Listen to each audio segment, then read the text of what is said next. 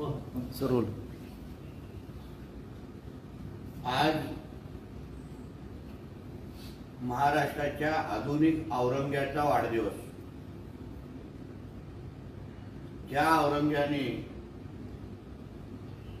स्वतःच्या आई वडिलांना पण सोडलं नाही, स्वतःच्या सख्या भावाला आणि नातेवाईकांना सोडलं नाही, तेच तंतोतंत गुण या आधुनिक औरंग्याने घेतलेले आहेत। म्हणे हा महाराष्ट्राचे कुटुंब प्रमुख ज्या उद्धव ठाकरेंना स्वतःचं कुटुंब सांभाळायला आतापर्यंत आलं नाही, स्वतःच्या वडिलांना त्यांच्या शेवटच्या काही दिवसांमध्ये प्रॉपर्टी आणि राजकारणासाठी छळलं, ज्याचे स्वतःचे सख्खे भावंड आज त्याचा चेहरा बघायला पाहत नाही, बाळासाहेबांची प्रॉपर्टी हडपण्याच्या नावाने स्वतःच्या सख्या भावाची काय अवस्था केली आहे हे कोर्टामध्ये चाललेल्या केस नंतर आपल्याला कळेल। चुलत भावाला जाहीर पद्धतीने हिणवणारा हा महाराष्ट्राचा कुटुंब प्रमुख कधीच होऊ शकत नाही। स्वतःचं कुटुंब पहिलं उद्धव ठाकरेंनी सांभाळावं। दोन्ही मुलं वाया गेलेली आहेत,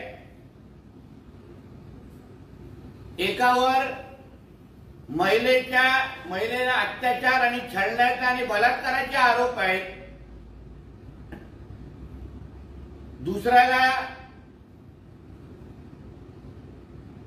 दुसरा किती काळ शुद्धीत दिवसात असतो ह्याचा प्रश्नचिन्ह आहे। म्हणून जो स्वतःचा कुटुंब हाताळू शकत नाही, सांभाळू शकत नाही, राखू शकत नाही, तो महाराष्ट्राचा कुटुंब प्रमुख कसा होईल ह्याचं उत्तर जरा संजय राजाराम राऊत आणि ह्यांच्या उद्धव ठाकरेच्या समर्थकांनी द्यावं। अशा आधुनिक औरंग्या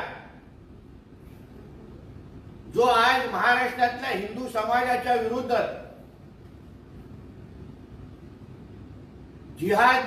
हिंदू हृदय सम्राट हिंदू पण नाही, जिहाद हृदय सम्राट बनून पाहतोय।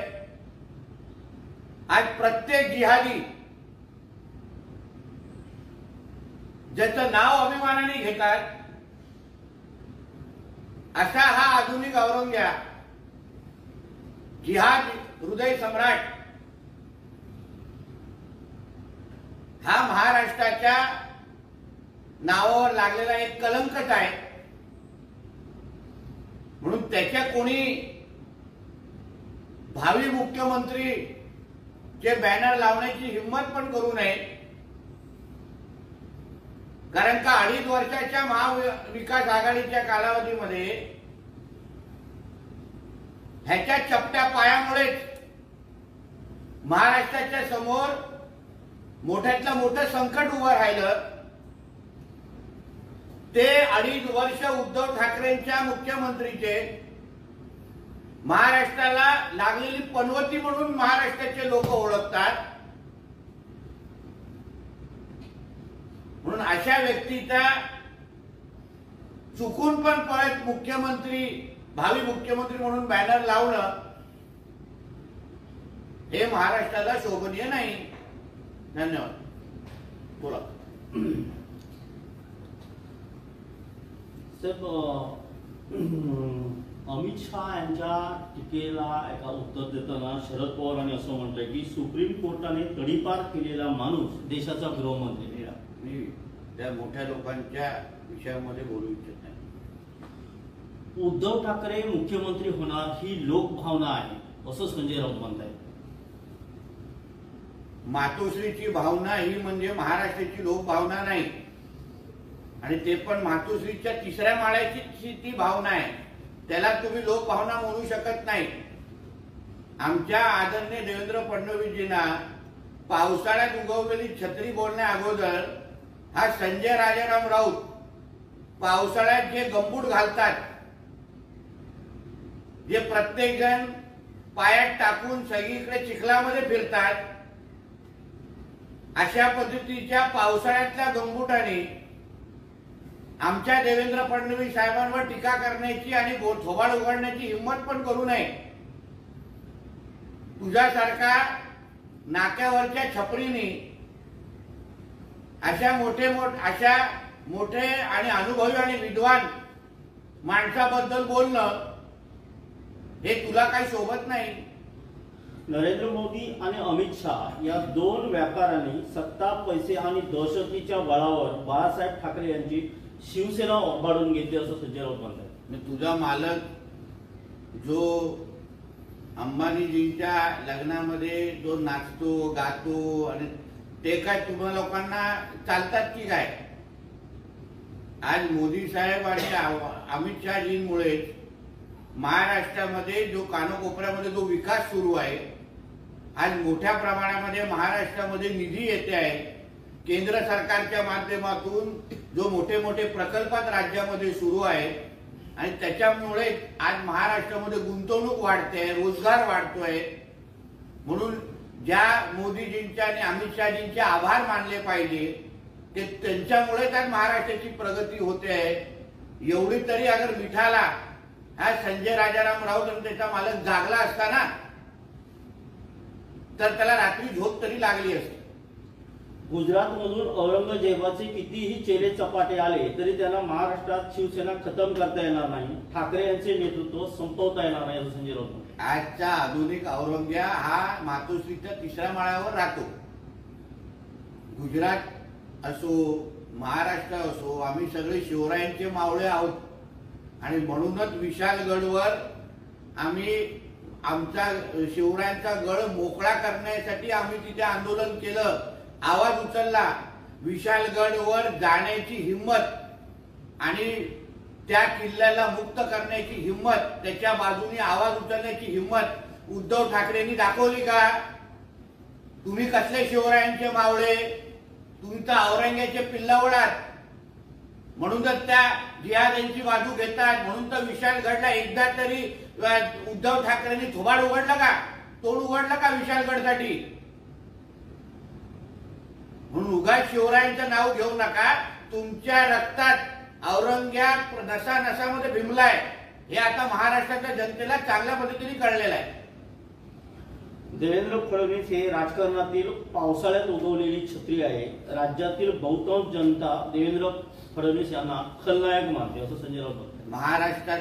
महाराष्ट्रात जरा हा संरक्षण बिगर संरक्षण अगर फिरला ना, तर ह्याला कळेल की देवेंद्रजींचे चाहते किती आहेत आणि देवेंद्रजींचे चाहते ह्याला काय करू शकतात.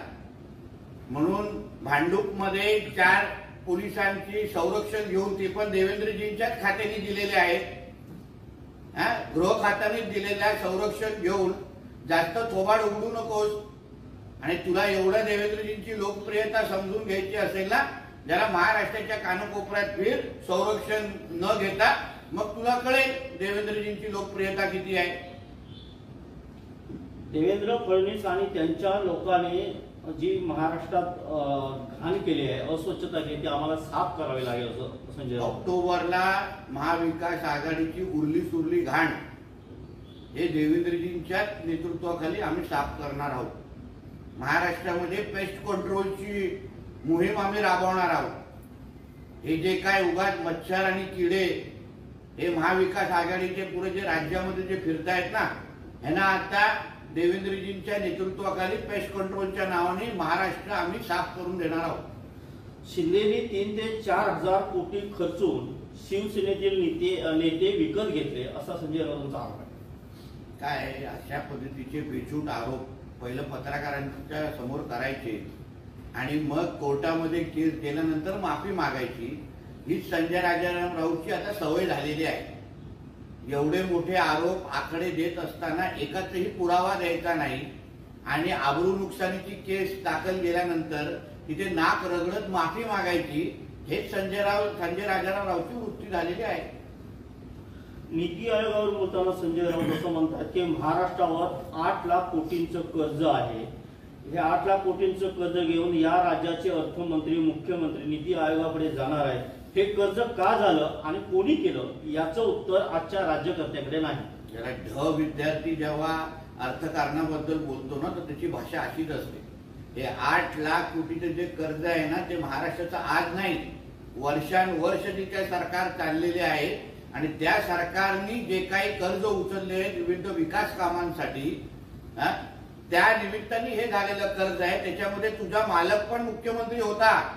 कोरोना काळामध्ये आपल्या तिजोरी महाराष्ट्राची तिजोरी खाली करून मातोश्री दुसरी मातोश्री बांधणारा हा तुझाच कपाळकरंटा मालक आहे, लक्षात घे.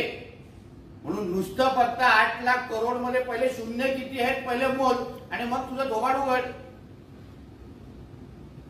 नरेंद्र मोदी म्हणत होते की काळा पैसा आणेन आणि जनतेमध्ये वाटेल, परंतु भ्रष्टाचाराचा पैसा हे करून शाखा प्रमुखांपासून नगरसेवकांपर्यंत विकत घेतले जात आहेत असे आदरणीय मोदी साहेबांचं नेतृत्वच कळलं नाही. ते अशाच पद्धतीचे बावळट उत्तरं आणि वक्तव्य करू शकतात.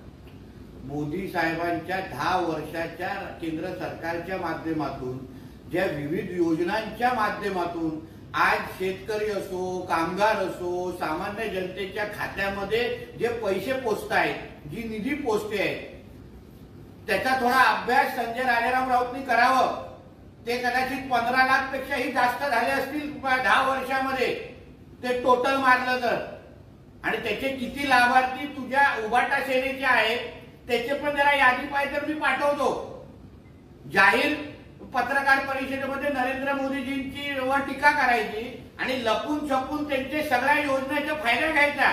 आता लाडली बहीण योजनाच्या लाभार्थी किंवा लाभ घेण्यासाठी तुझ्या उभाटा सेनेचे आणि महाविकास आघाडीचे किती कार्यकर्ते राग लावून उभे आहेत ना, याची कधीतरी आता यादी मी प्रकाशित करणार आहे. मग त्या कार्यकर्ते जे लाभ घेण्यासाठी रांगेत उभे आहेत त्यांना सांग की लाभ घेऊ नका, ही योजना भंपक आहे.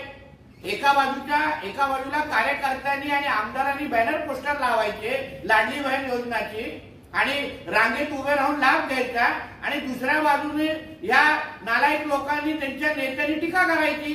अशा पद्धतीचे डबल ढोलकी पद्धतीचे हे लोक आहेत. हे जनता आता ओळखलेलं आहे जनतेने.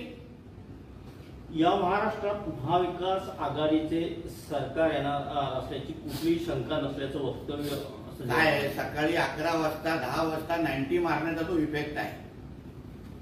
महाविकास आघाडीचं सरकार हे येत आहे हे गेल्या 2.5 वर्षापासून सातत्याने सांगणारा हा YZ आहे.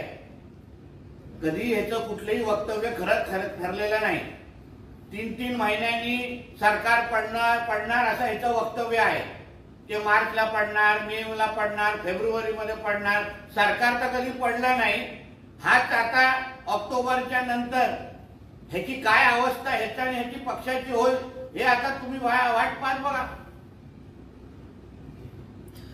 सर, राज ठाकरे यांनी त्या दिवशीच्या भाषणामध्ये असं म्हटलंय की हिंदूंमध्ये जी दहन करण्याची जी प्रक्रिया आहे, अंत्यसंस्कार करण्याची प्रक्रिया आहे ती बदलली पाहिजे, कारण खूप वृक्षतोड होते आणि त्यासाठी आता इलेक्ट्रिक वीज दाहिनीचा वापर करावा असं त्यांचं म्हणणं आहे. काय सगळेच सल्ले आणि सगळ्या सूचना या हिंदू समाजालाच का दिल्या जातात हा माझा मूळ प्रश्न आहे. मग बकरी ईदला बकरी कापू नका अशा पद्धतीचे सल्ले का देत नाही? तिथे मग प्राण्यांची कत्तल होत नाही का? मग सगळेच सल्ले मला राजसाहेबांना एक प्रखर हिंदुत्ववादी नेते आहेत त्यांना मला विनंती करायची आहे की हिंदू समाजामध्ये वर्षानुवर्ष चालू असलेल्या ज्या प्रथा परंपरा आहेत त्याला कोणीही हात लावता कामा नाही. पण त्याचबरोबर जे बकरी ईदला बकरी कापली जाते किंवा मोहरमला विविध प्राण्यांवर छळ केला जातो, मग घोडे असतील विविध प्राण्यांवर अक्षरशः त्यांना रक्तबंबाळ केला जातं, याचे व्हिडिओ आमच्याकडे आहेत मोहरमचे. ते बंद करण्यासाठी आपण हिंदुत्वादी विचाराचे सगळे कार्यकर्त्यांनी नेत्यांनी आवाज उचलला पाहिजे अशी मागणी आम्ही राज साहेबांकडे करीन आणि असं आवाहन त्यांना करीन. साहेब, लाडली बहीण योजनेसाठी आपण एक अभिनव कल्पना आपल्या मतदारसंघात राबवण्याची चर्चा आहे. देवगडमध्ये एक खास विशेष करून त्या योजनेचा आपण आवाहन केलं. नेमकी ती योजना काय? माझ्या कणकवली देवगड वैभववाडी मतदारसंघामध्ये मला लाडली बहीण योजना ही 100% लाभार्थींपर्यंत पोहोचवायची आणि ह्याचसाठी मी माझ्या तिन्ही तालुक्यांच्या सरपंचांना मी असं आवाहन दिलेलं आहे, किंबहुना त्यांच्यासाठी घोषणा केलेली आहे की जो सरपंच आपल्या गावामध्ये ह्या योजनेचे जास्तीत जास्त लाभार्थी वाढवेल किंवा करेल आणि जेव्हा ती फायनल यादी प्रांतांच्या माध्यमातून आमच्यापर्यंत येईल, त्या माझ्या मतदारसंघातल्या प्रत्येक तालुक्यातल्या पहिल्या 1, 2, 3 क्रमांकाच्या गावांना मी बक्षीस जाहीर केलेलं आहे. पहिलं बक्षीस आहे 25 लाखाची विकास निधी, दुसरं बक्षीस आहे 15 लाखाची विकास निधी आणि तिसरं बक्षीस आहे 10 लाखाची विकास निधी. जो सरपंच आपल्या गावामध्ये ही योजना 100% राबवेल, दुसऱ्या क्रमांकावर राबवेल, त्यांनी ह्या पद्धतीची विकास निधी माझ्याकडून घेऊन जावावी. त्यांनी विकास निधीची यादी किंवा मागणी माझ्याकडे आणावं निवेदन आणि ज्या दिवशी त्याचं नाव 1 क्रमांकावर येईल 25 लाखाची निधी हे त्यांना दिलं जाईल. कुठल्याही परिस्थितीमध्ये आमच्या सरपंचांना जे सहकार्य पाहिजे, जे त्यांना मनोबल वाढवायचं आहे, जे त्यांना मदत करायची आहे आणि तुम्ही ही स्पर्धा जिंका आणि जिंकल्यावर अशा पद्धतीचं बक्षीस घेऊन जा, अशा पद्धतीचं प्रोत्साहन देण्याचा माझा प्रयत्न आहे. साहेब, मनोज जरांगेंचा बोलविता धनी वेगळा असं राणे साहेब काल बोलले आणि त्यांची ताकदच वेगळी आहे, वेगळी कारणे असल्याने त्यांच्यामध्ये अदृश्य शक्ती काम करते असं राणे साहेब काल बोलले. राणे साहेब महाराष्ट्राचे आणि देशाचे एक अनुभवी नेते आहेत.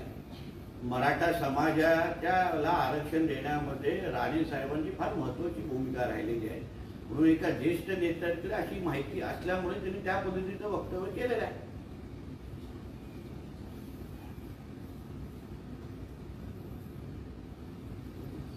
ओके. हां.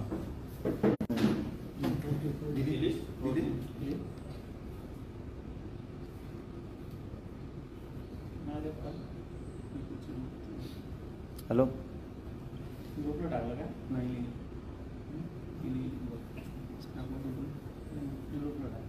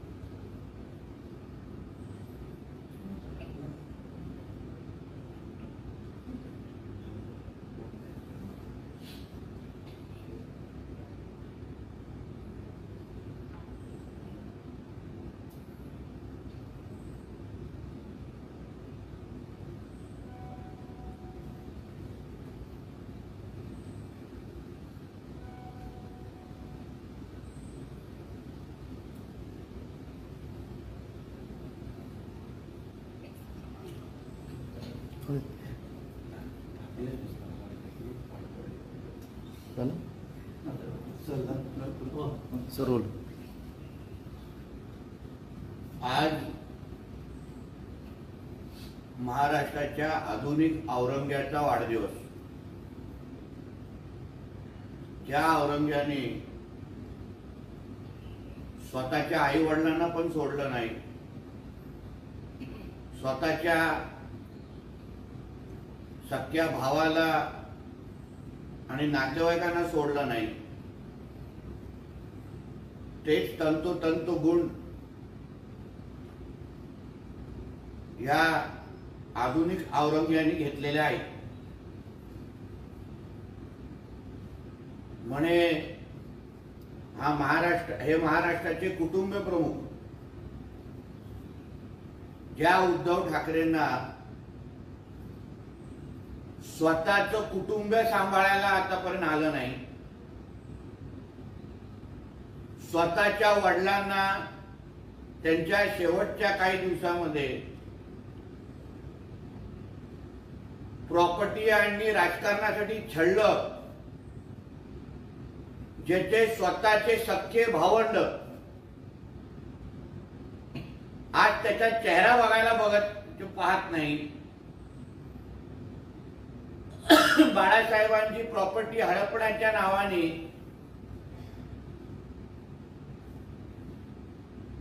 स्वतःच्या सख्या भावाची काय अवस्था केली आहे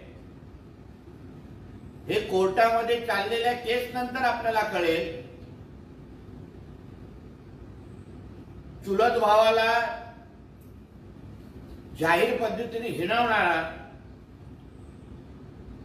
हा महाराष्ट्राचा कुटुंब प्रमुख कधीच होऊ शकत नाही.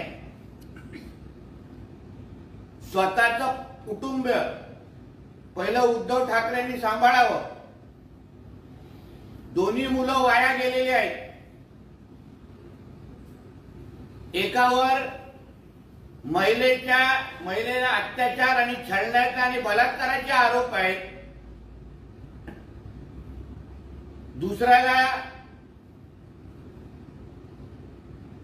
दुसरा किती काळ शुद्धीत दिवसात असतो ह्याचा प्रश्नचिन्ह आहे. म्हणून जो स्वतःचं कुटुंब हाताळू शकत नाही, सांभाळू शकत नाही, राखू शकत नाही, तो महाराष्ट्राचा कुटुंब प्रमुख कसा होईल ह्याचं उत्तर त्याला संजय राजाराम राऊत आणि ह्यांच्या उद्धव ठाकरेच्या समर्थकांनी द्यावं. अशा आधुनिक औरंग्या जो आज महाराष्ट्रातल्या हिंदू समाजाच्या विरुद्ध जिहादी हिंदू हृदय सम्राट, जिहाद हृदय सम्राट, हिंदू पण नाही, जिहाद हृदय सम्राट बनून पाहतोय. आज प्रत्येक जिहादी ज्याचं नाव अभिमानाने घेतात असा हा आधुनिक औरंग्या जिहाद हृदय सम्राट हा महाराष्ट्राच्या नावावर लागलेला एक कलंकच आहे. म्हणून त्याच्या कोणी भावी मुख्यमंत्री जे बॅनर लावण्याची हिंमत पण करू नये. कारण का 2.5 वर्षाच्या महाविकास आघाडीच्या कालावधीमध्ये ह्याच्या चपट्या पायामुळेच महाराष्ट्राच्या समोर मोठ्यातलं मोठं संकट उभं राहिलं. ते 2.5 वर्ष उद्धव ठाकरेंच्या मुख्यमंत्रीचे महाराष्ट्राला लागलेली पनवती म्हणून महाराष्ट्राचे लोक ओळखतात. म्हणून अशा व्यक्तीचा चुकून पण परत भावी मुख्यमंत्री म्हणून बॅनर लावणं हे महाराष्ट्राला शोभनीय नाही. धन्यवाद. बोला.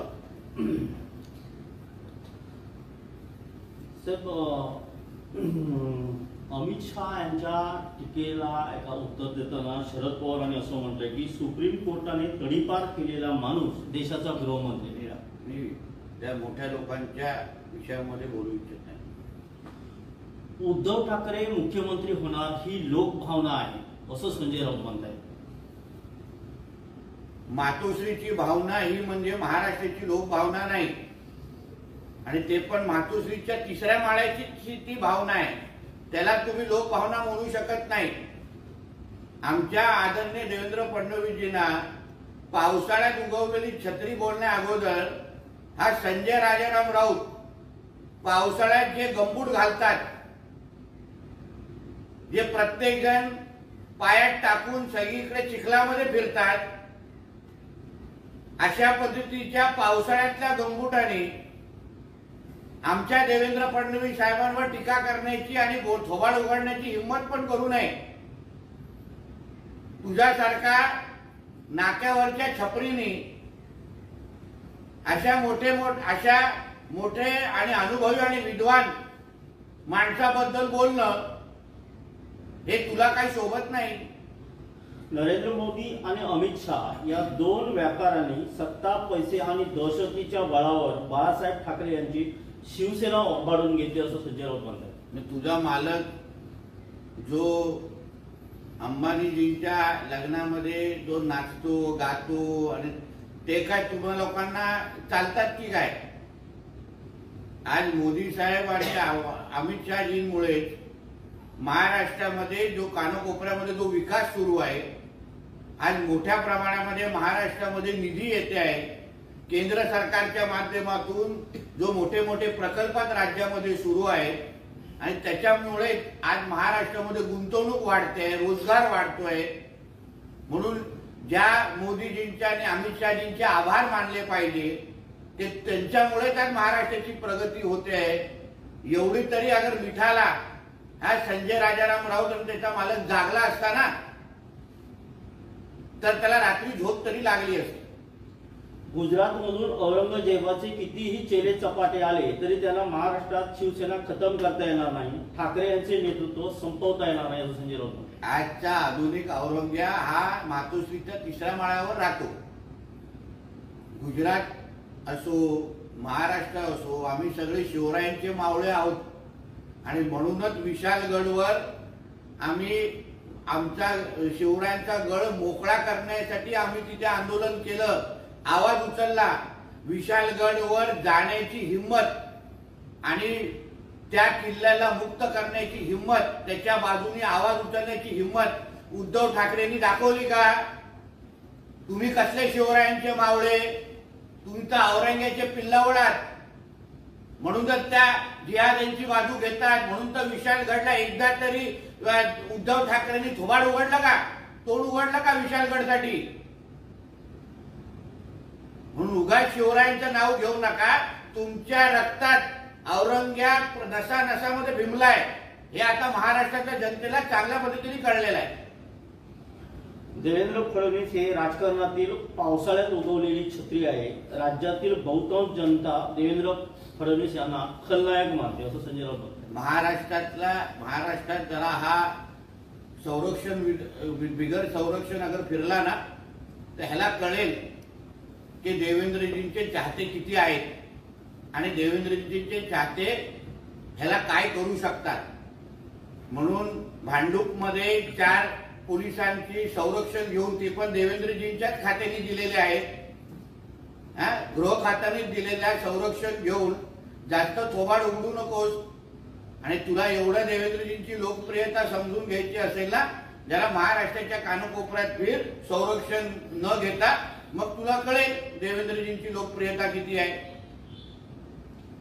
देवेंद्र फडणवीस आणि त्यांच्या लोकांनी जी महाराष्ट्रात घाण केली आहे, अस्वच्छता केली, ती आम्हाला साफ करावी लागेल असं संजय राऊत. ऑक्टोबरला महाविकास आघाडीची उरली सुरली घाण हे देवेंद्रजींच्याच नेतृत्वाखाली आम्ही साफ करणार आहोत. महाराष्ट्रामध्ये पेस्ट कंट्रोलची मोहीम आम्ही राबवणार आहोत. हे जे काय उगाच मच्छर आणि किडे हे महाविकास आघाडीचे पुढे जे राज्यामध्ये जे फिरतायत ना, ह्यांना आता देवेंद्रजींच्या नेतृत्वाखाली पेस्ट कंट्रोलच्या नावाने महाराष्ट्र आम्ही साफ करून देणार आहोत. शिंदेनी 3 ते 4 हजार कोटी खर्चून शिवसेनेतील नेते विकत घेतले असा संजय राऊतांचा आरोप आहे. काय अशा पद्धतीचे बेछूट आरोप पहिलं पत्रकारांच्या समोर करायचे आणि मग कोर्टामध्ये केस केल्यानंतर माफी मागायची, ही संजय राजाराम राऊतची आता सवय झालेली आहे. एवढे मोठे आरोप आकडे देत असताना एकाचही पुरावा द्यायचा नाही आणि आबरू नुकसानीची केस दाखल केल्यानंतर तिथे नाक रगडत माफी मागायची, हेच संजय राजाराम राऊतची वृत्ती झालेली आहे. नीती आयोगावर बोलताना संजय राऊत असं म्हणतात की महाराष्ट्रावर 8 लाख कोटींचं कर्ज आहे. हे 8 लाख कोटींचं कर्ज घेऊन या राज्याचे अर्थमंत्री, मुख्यमंत्री नीती आयोगाकडे जाणार आहेत. हे कर्ज का झालं आणि कोणी केलं याचं उत्तर आजच्या राज्यकर्त्याकडे नाही. जरा ढ विद्यार्थी जेव्हा अर्थकारणाबद्दल बोलतो ना, तर त्याची भाषा अशीच असते. हे 8 लाख कोटीचं जे कर्ज आहे ना, ते महाराष्ट्राचं आज नाही, वर्षानुवर्ष जे काही सरकार चाललेले आहे आणि त्या सरकारने जे काही कर्ज उचलले विविध विकास कामांसाठी, त्या निमित्ताने हे झालेलं कर्ज आहे. त्याच्यामध्ये तुझा मालक पण मुख्यमंत्री होता. कोरोना काळामध्ये आपल्या महाराष्ट्राची तिजोरी खाली करून मातोश्री, दुसरी मातोश्री बांधणारा हा तुझाच कपाळकरंटा मालक आहे, एक लक्षात घे. म्हणून नुसतं फक्त 8 लाख करोड मध्ये पहिले शून्य किती आहेत पहिले मोज आणि मग तुझं थोबाड उघड. नरेंद्र मोदी म्हणत होते की काळा पैसा आणेल आणि जनतेमध्ये वाटेल, परंतु भ्रष्टाचाराचा पैसा हे करून शाखा प्रमुखांपासून नगरसेवकांपर्यंत विकत घेतले जात आहेत असे आदरणीय मोदी साहेबांचं नेतृत्वच कळलं नाही. ते अशाच पद्धतीचे बावळट उत्तरं आणि वक्तव्य करू शकतात.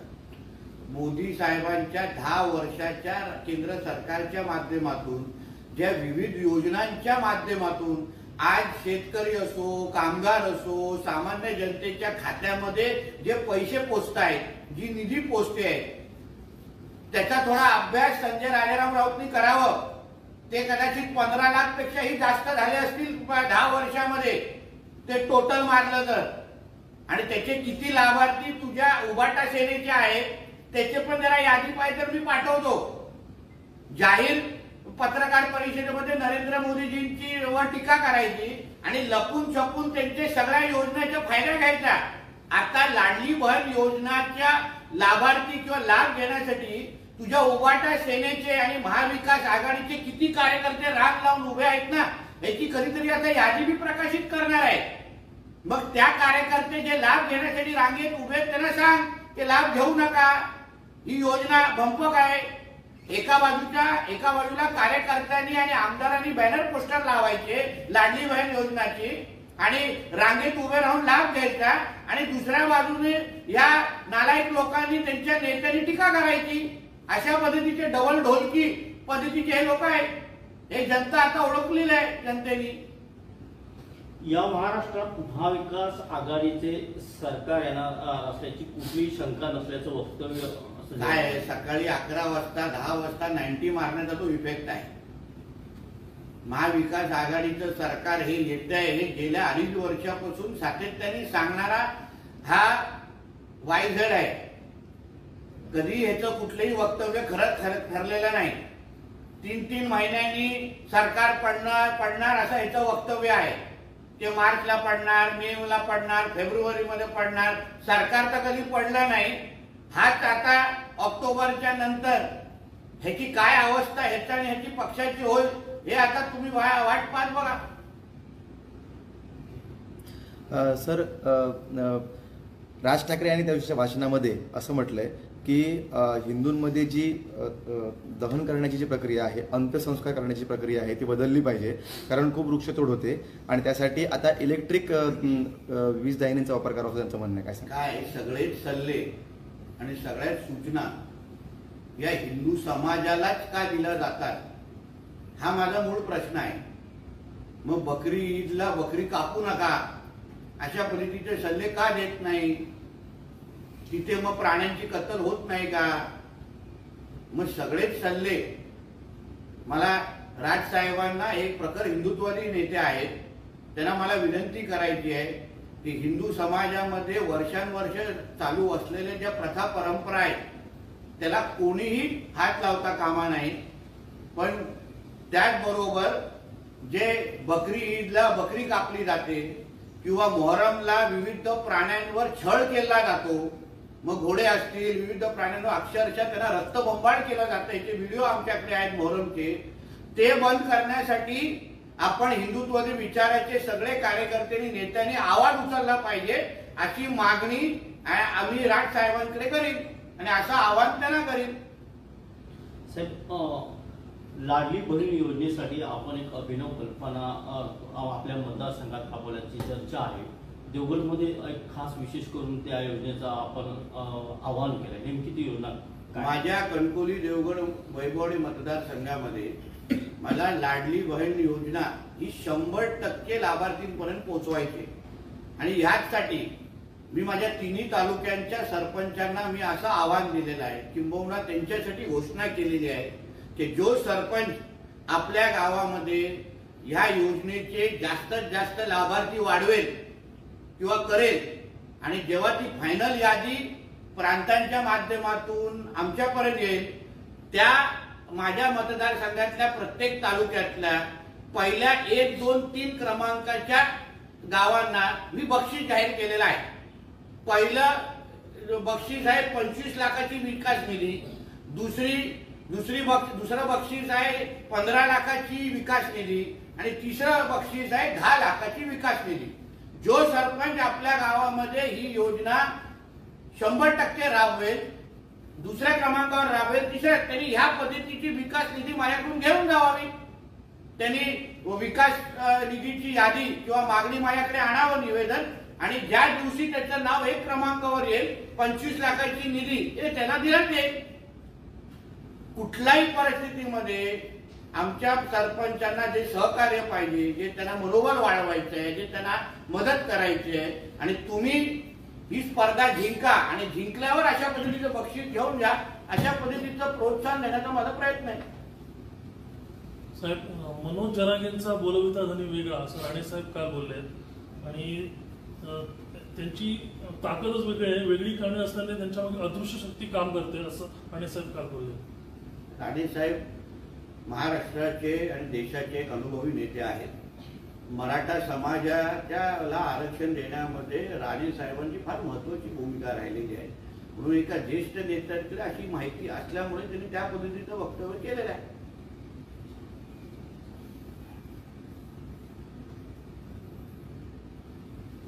ओके. हां.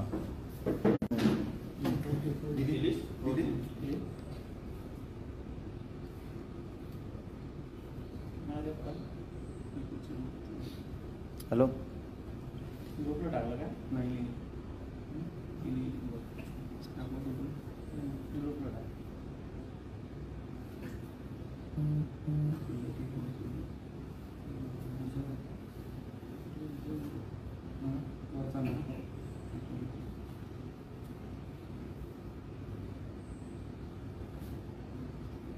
टाकलं ते.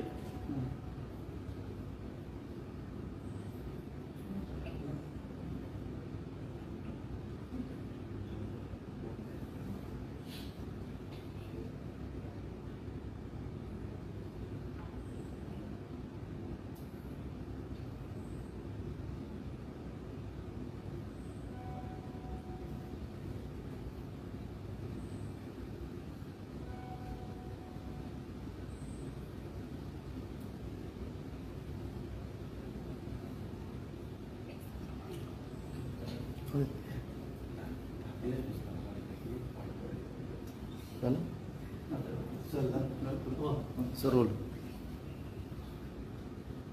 आज महाराष्ट्राच्या आधुनिक औरंग्याचा वाढदिवस. ज्या औरंग्याने स्वतःच्या आई वडिलांना पण सोडलं नाही, स्वतःच्या सख्या भावाला आणि नातेवाईकांना सोडलं नाही, तेच तंतोतंत गुण या आधुनिक औरंग्याने घेतलेले आहेत. म्हणे हे महाराष्ट्राचे कुटुंब प्रमुख. ज्या उद्धव ठाकरेंना स्वतःचं कुटुंब सांभाळायला आतापर्यंत आलं नाही, स्वतःच्या वडिलांना त्यांच्या शेवटच्या काही दिवसामध्ये प्रॉपर्टी आणि राजकारणासाठी छळलं, ज्याचे स्वतःचे सख्खे भावंड आज त्याचा चेहरा बघायला पाहत नाही. बाळासाहेबांची प्रॉपर्टी हडपण्याच्या नावाने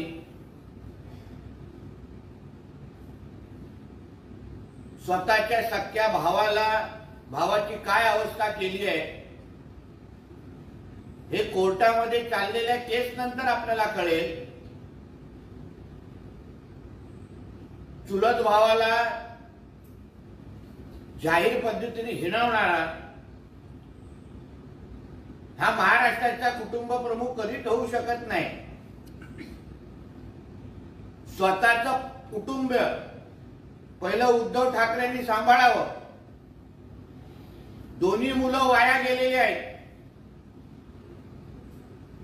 एकावर महिलेला अत्याचार आणि छळण्याचा आणि बलात्काराचे आरोप आहेत,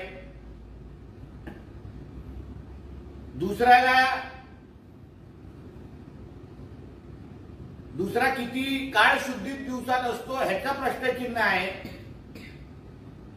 म्हणून जो स्वतःचं कुटुंब हाताळू शकत नाही, सांभाळू शकत नाही, राखू शकत नाही, तो महाराष्ट्राचा कुटुंब प्रमुख कसा होईल ह्याचं उत्तर जरा संजय राजाराम राऊत आणि ह्यांच्या उद्धव ठाकरेच्या समर्थकांनी द्यावं. अशा आधुनिक औरंग्या जो आज महाराष्ट्रातल्या हिंदू समाजाच्या विरुद्ध जिहादी हिंदू हृदय सम्राट, जिहाद हृदय सम्राट, हिंदू पण नाही, जिहाद हृदय सम्राट बनून पाहतोय. आज प्रत्येक जिहादी ज्याचं नाव अभिमानाने घेतात असा हा आधुनिक औरंग्या जिहाद हृदय सम्राट हा महाराष्ट्राच्या नावावर लागलेला एक कलंकच आहे. म्हणून त्याच्या कोणी भावी मुख्यमंत्री चे बॅनर लावण्याची हिंमत पण करू नये. कारण का 2.5 वर्षाच्या महाविकास आघाडीच्या कालावधीमध्ये ह्याच्या चपट्या पायामुळेच महाराष्ट्राच्या समोर मोठ्यातलं मोठं संकट उभं राहिलं. ते 2.5 वर्ष उद्धव ठाकरेंच्या मुख्यमंत्रीचे महाराष्ट्राला लागलेली पनवती म्हणून महाराष्ट्राचे लोक ओळखतात. म्हणून अशा व्यक्तीचा चुकून पण परत भावी मुख्यमंत्री म्हणून बॅनर लावणं हे महाराष्ट्राला शोभनीय नाही. धन्यवाद. बोला.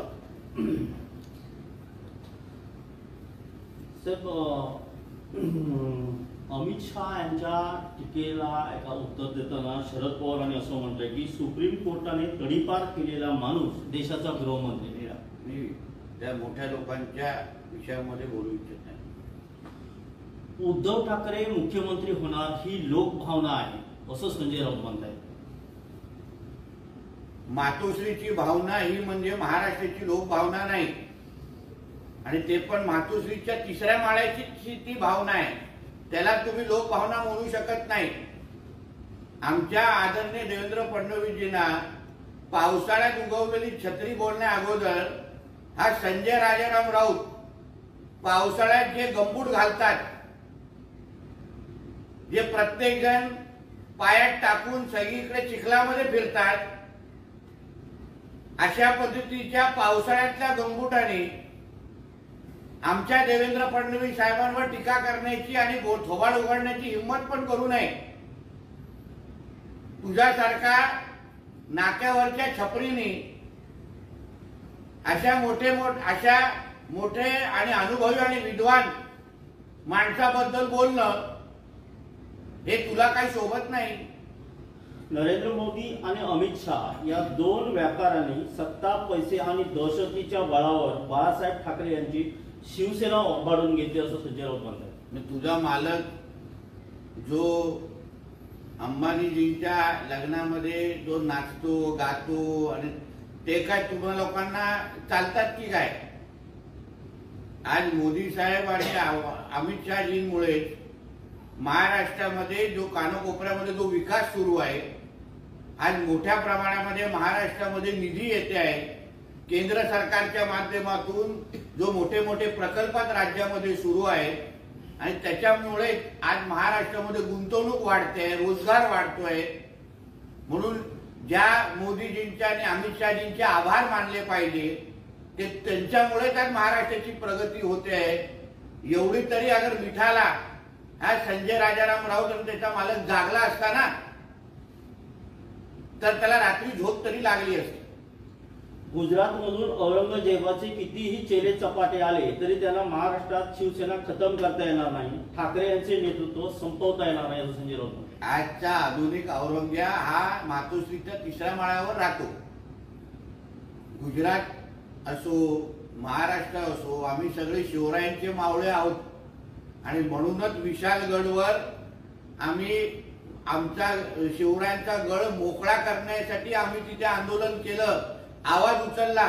विशालगडवर जाण्याची हिंमत आणि त्या किल्ल्याला मुक्त करण्याची हिंमत, त्याच्या बाजूने आवाज उचलण्याची हिंमत उद्धव ठाकरेंनी दाखवली का? तुम्ही कसले शिवरायांचे मावळे, तुम्ही तर औरंग्याचे पिल्लावळात, म्हणून तर त्या जिहाद्यांची बाजू घेतात. म्हणून तर विशालगडला एकदा तरी उद्धव ठाकरेंनी थोबाड उघडलं का, तोंड उघडलं का विशालगडसाठी? म्हणून उगाच शिवरायांचं नाव घेऊ नका. तुमच्या रक्तात औरंग्या नसा नसामध्ये भिमलाय हे आता महाराष्ट्राच्या जनतेला चांगल्या पद्धतीने कळलेलं आहे. देवेंद्र फडणवीस हे राजकारणातील पावसाळ्यात उगवलेली छत्री आहे. राज्यातील बहुतांश जनता देवेंद्र फडणवीस यांना खलनायक मानते असं संजय राऊत म्हणतात. महाराष्ट्रात जरा हा संरक्षण बिगर संरक्षण अगर फिरला ना तर ह्याला कळेल की देवेंद्रजींचे चाहते किती आहेत आणि देवेंद्रजींचे चाहते ह्याला काय करू शकतात. म्हणून भांडूपमध्ये 4 पोलिसांची संरक्षण घेऊन ते पण देवेंद्रजींच्याच खात्याने दिलेले आहेत. गृह खात्याने दिलेल्या संरक्षण घेऊन जास्त थोबाड उघडू नकोस. आणि तुला एवढं देवेंद्रजींची लोकप्रियता समजून घ्यायची असेल ना, जरा महाराष्ट्राच्या कानकोपऱ्यात फिर संरक्षण न घेता, मग तुला कळेल देवेंद्रजींची लोकप्रियता किती आहे. देवेंद्र फडणवीस आणि त्यांच्या लोकांनी जी महाराष्ट्रात घाण केली आहे, अस्वच्छता केली, ती आम्हाला साफ करावी लागेल असं संजय राऊत. ऑक्टोबरला महाविकास आघाडीची उरली सुरली घाण हे देवेंद्रजींच्याच नेतृत्वाखाली आम्ही साफ करणार आहोत. महाराष्ट्रामध्ये पेस्ट कंट्रोलची मोहीम आम्ही राबवणार आहोत. हे जे काय उगाच मच्छर आणि किडे हे महाविकास आघाडीचे पुढे जे राज्यामध्ये जे फिरतायत ना, ह्यांना आता देवेंद्रजींच्या नेतृत्वाखाली पेस्ट कंट्रोलच्या नावाने महाराष्ट्र आम्ही साफ करून देणार आहोत. शिंदेनी 3 ते 4 हजार कोटी खर्चून शिवसेनेतील नेते विकत घेतले असा संजय राऊतांचा आरोप आहे. काय अशा पद्धतीचे बेछूट आरोप पहिलं पत्रकारांच्या समोर करायचे आणि मग कोर्टामध्ये केस केल्यानंतर माफी मागायची, ही संजय राजाराम राऊतची आता सवय झालेली आहे. एवढे मोठे आरोप आकडे देत असताना एकाचही पुरावा द्यायचा नाही आणि आबरू नुकसानीची केस दाखल केल्यानंतर तिथे नाक रगडत माफी मागायची, हेच संजय राजाराम राऊतची वृत्ती झालेली आहे. नीती आयोगावर बोलताना संजय राऊत असं म्हणतात की महाराष्ट्रावर 8 लाख कोटींचं कर्ज आहे.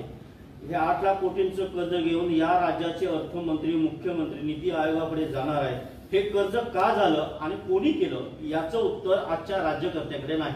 जरा विद्यार्थी जेव्हा अर्थकारणाबद्दल बोलतो ना तर त्याची भाषा अशीच असते. हे 8 लाख कोटीचं जे कर्ज आहे ना ते महाराष्ट्राचं आज नाही, वर्षानुवर्ष जे सरकार चाललेले आहे आणि त्या सरकारनी जे काही कर्ज उचलले विविध विकास कामांसाठी, त्या निमित्ताने हे झालेलं कर्ज आहे. त्याच्यामध्ये तुझा मालक पण मुख्यमंत्री होता. कोरोना काळामध्ये आपल्या महाराष्ट्राची तिजोरी खाली करून मातोश्री, दुसरी मातोश्री बांधणारा हा तुझाच कपाळकरंटा मालक आहे, एक लक्षात घे. म्हणून नुसतं फक्त 8 लाख करोड मध्ये पहिले शून्य किती आहेत पहिले मोल आणि मग तुझं थोबाड उघड. नरेंद्र मोदी म्हणत होते की काळा पैसा आणेन आणि जनतेमध्ये वाटेल, परंतु भ्रष्टाचाराचा पैसा हे करून शाखा प्रमुखांपासून नगरसेवकांपर्यंत विकत घेतले जात आहेत असं आदरणीय मोदी साहेबांचं नेतृत्वच कळलं नाही. ते अशाच पद्धतीचे बावळट उत्तरं आणि वक्तव्य करू शकतात. मोदी साहेबांच्या 10 वर्षाच्या केंद्र सरकारच्या माध्यमातून ज्या विविध योजनांच्या माध्यमातून आज शेतकरी असो, कामगार असो, सामान्य जनतेच्या खात्यामध्ये जे पैसे पोचतायत, जी निधी पोचते आहे, त्याचा थोडा अभ्यास संजय राजाराम राऊतनी करावं. ते कदाचित 15 लाख पेक्षाही जास्त झाले असतील 10 वर्षामध्ये. ते टोटल मारलं तर, आणि त्याचे किती लाभार्थी तुझ्या उभाटा सेनेचे आहेत त्याचे पण जरा यादी पाहिजे तर मी पाठवतो. जाहीर पत्रकार परिषदेमध्ये नरेंद्र मोदीजींची टीका करायची आणि लपून छपून त्यांचे सगळ्या योजनेचा फायदा घ्यायचा. आता लाडली बहीण योजनाच्या लाभार्थी किंवा लाभ घेण्यासाठी तुझ्या उभाटा सेनेचे आणि महाविकास आघाडीचे किती कार्यकर्ते राग लावून उभे आहेत ना, याची कधीतरी आता यादी मी प्रकाशित करणार आहे. मग त्या कार्यकर्ते जे लाभ घेण्यासाठी रांगेत उभे त्यांना सांग ते लाभ घेऊ नका, ही योजना भंपक आहे.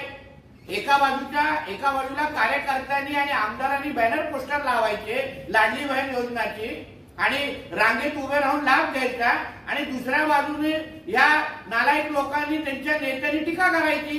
अशा पद्धतीचे डबल ढोलकी पद्धतीचे हे लोक आहेत. हे जनता आता ओळखलेलं आहे जनतेने. या महाराष्ट्रात महाविकास आघाडीचे सरकार येणार असल्याची कुठलीही शंका नसल्याचं वक्तव्य काय, सकाळी 11 वाजता 10 वाजता 90 मारण्याचा तो इफेक्ट आहे. महाविकास आघाडीचं सरकार हे येत आहे हे गेल्या 2.5 वर्षापासून सातत्याने सांगणारा हा वायझड आहे. कधी ह्याचं कुठलंही वक्तव्य खरंच ठरलेलं नाही. 3-3 महिन्यांनी सरकार पडणार असं ह्याचं वक्तव्य आहे. ते मार्चला पडणार, मेला पडणार, फेब्रुवारीमध्ये पडणार. सरकार तर कधी पडलं नाही. हाच आता ऑक्टोबरच्या नंतर ह्याची काय अवस्था ह्याच्या आणि ह्याची पक्षाची होईल हे आता तुम्ही वाट पाहत बघा.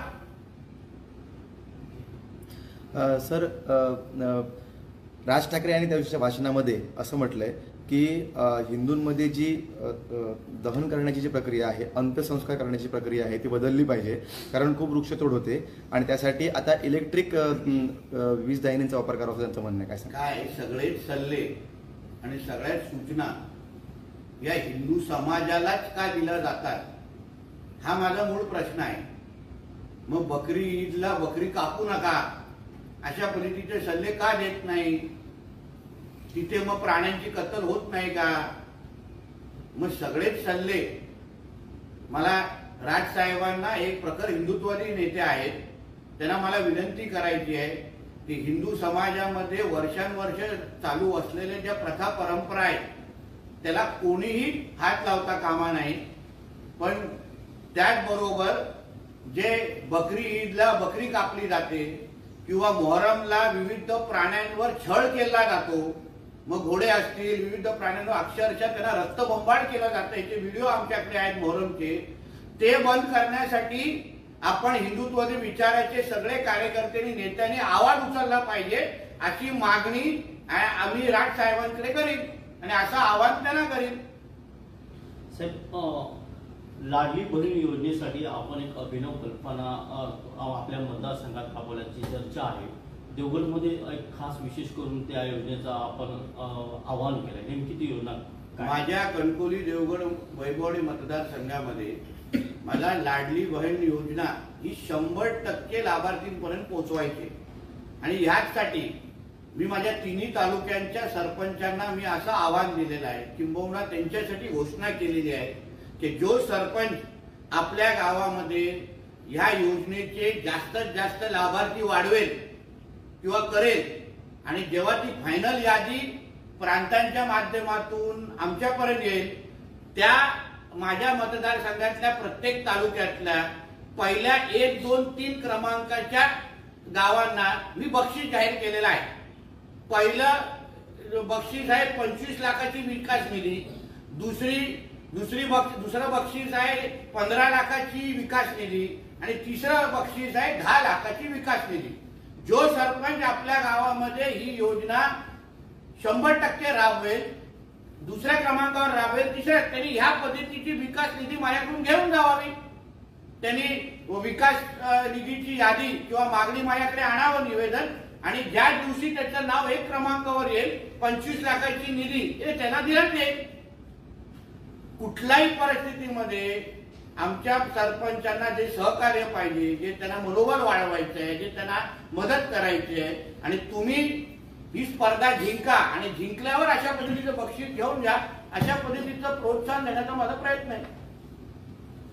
साहेब, मनोज जरांगेंचा बोलविता धनी वेगळा असं राणे साहेब काल बोलले आणि त्यांची ताकदच वेगळी आहे. वेगळी कारणे असताना त्यांच्यामध्ये अदृश्य शक्ती काम करते असं राणेसाहेब काल बोलले.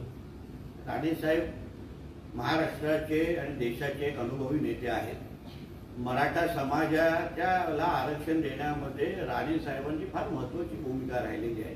म्हणून एका ज्येष्ठ नेत्याकडे अशी माहिती असल्यामुळे त्यांनी त्या पद्धतीचं वक्तव्य केलेलं आहे.